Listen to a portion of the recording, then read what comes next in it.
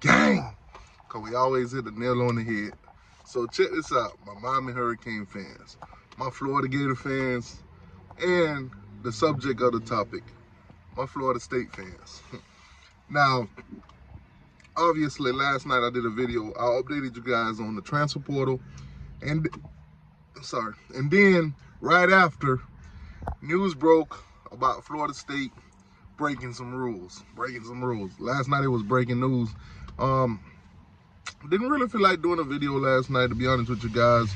A little bit under the weather right now. It's been raining and all that good stuff. But anyways, man, let's get into this thing.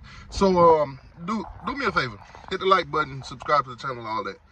Share the channel with a Florida State fan, a Florida Gator fan, and a Florida State Seminole fan. This is the #1 channel on YouTube for trash talking between all three teams. Nobody will block you, nobody will kick you, nobody will give you any kind of problems. Talk your trash. I'm a Miami Hurricane fan. If you want to come on here and say Miami sucks and all that, feel free to do so. You know, debate with people, go back and forth, do all that good stuff. It's all welcome here. But anyways, Atkins, man, Alex Atkins. It's so many ways to go about this. In one way, I could feel proud of the guy.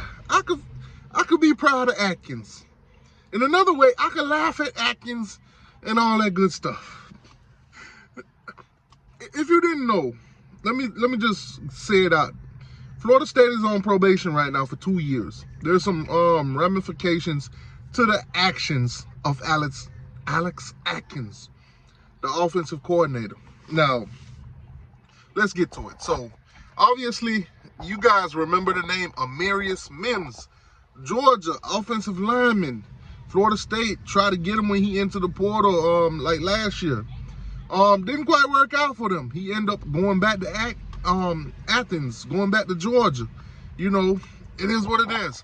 So, news broke during the time that basically some tampering, some violations happened, basically. Some things that was against the NCAA rules at the time and everything like that. There's a collective at the time, Rising Spears, that was basically conducting NIL for Florida State directly through the school. So, okay, so Amarius Mims, him and his parents got picked up and dropped off to a booster to meet with a booster by Alex Atkins, all alleged, but it's already came out and everything, but I'm gonna use alleged just to protect my name and brand and all that good stuff.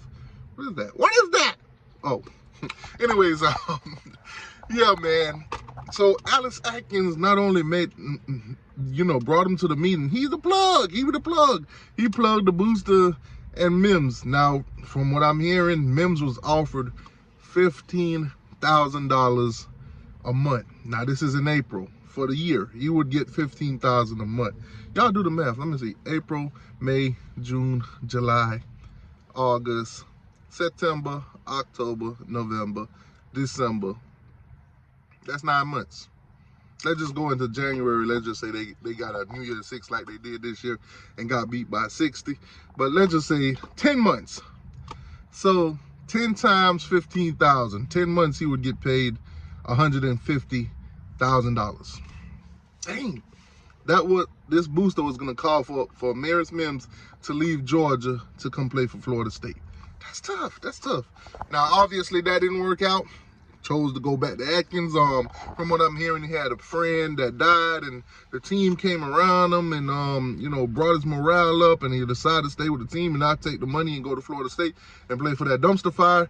But anyways, yeah, full circle now. The NCAA did a investigation, and they have came to a verdict. They've came to the verdict.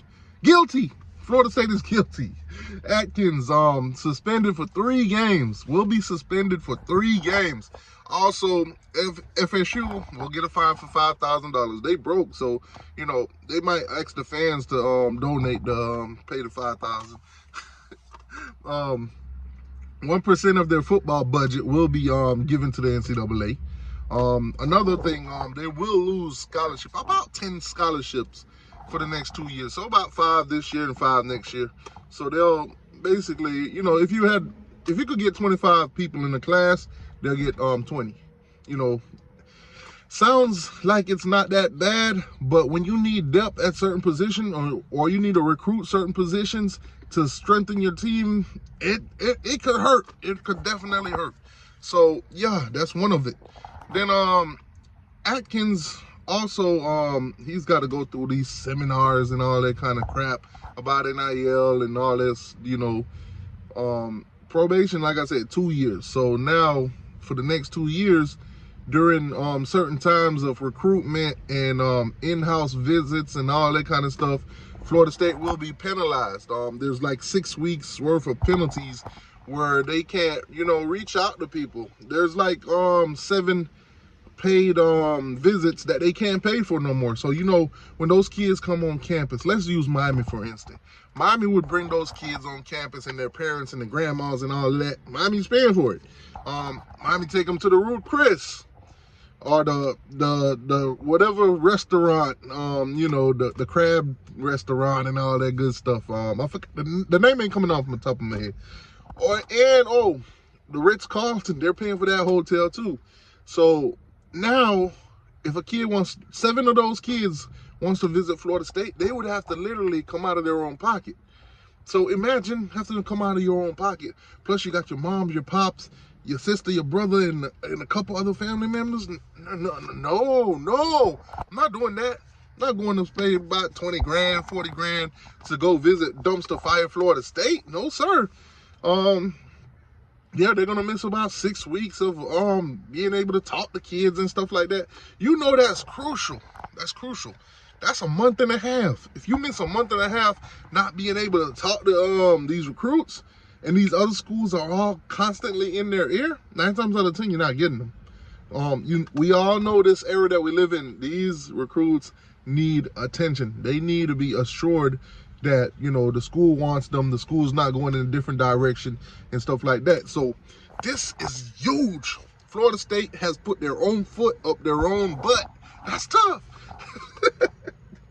Atkins, man, like I said in the beginning of this video, I don't know whether to be proud of Atkins or just laugh at him. But the ramifications that comes with this, the consequences is laughable. Florida State, let's just be honest. Back in the days, these were death penalty kind of things.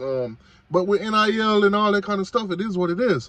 Back in the days, you'd have got the death penalty. Now, the NCAA didn't say this, but I'm going to say it for the NCAA. The reason the NCAA did not give Florida State the death penalty is because Florida State's already a dead program anyway. They're a dead program anyway. Let me bring you up to speed. Mike Norvell right now is in contentions with Alabama. His name is being dragged through the mud in Tallahassee. Will he leave or will he stay? Will he go? You know, is he just like the kids that opt out of the bowl game? If he started something at FSU, is he going to finish it? These new facilities that you want to build from the ground and this and that, is he even going to be here to see the fruits of the labor? All that stuff. Their fans are going nuts. And they also worried about the team. If Mike Norvell leaves, half of that team probably will be in the transfer portal, because more than likely half of them chose to play for him, not just the coaches there or the school itself.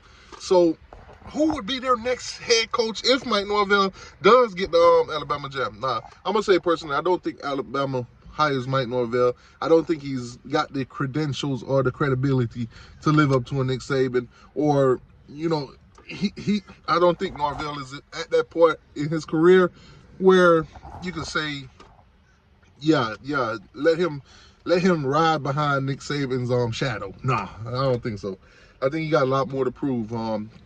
It is what it is. But if that were the case, Florida State team would be in shambles, just like Alabama. Alabama team would be in shambles. In the upcoming days, they'll have a new head coach, and then we'll see how many of those players actually choose to play for that head coach. We'll actually see some of the staff members get shifted around here. Some will stay, some will go. Who knows? Maybe the guy comes in and want to revamp the whole roster, want to revamp the whole. Well, the roster is full of 5 stars and 4 stars, so I don't think that will happen. But, you know, if they come in and want to get rid of this guy and get rid of that guy, let's say it's Mike Norvell, what happens to Tallahassee? How many of those players dip, and what kind of team would they have in 2024? Imagine going 13-1 and then just fall off the face of the earth while you're in a battle with the ACC and the NCAA and the playoff committee. Yo, it's so much crap going on right now in Tallahassee, man. Anyway, Florida State fans, keep your head up. Keep your head. I'm not laughing at y'all, Florida State fans. I promise you, I'm not laughing at you. I'm seriously not laughing at Florida State, guys. Do not mistake me laughing at Florida State for me laughing at Florida State.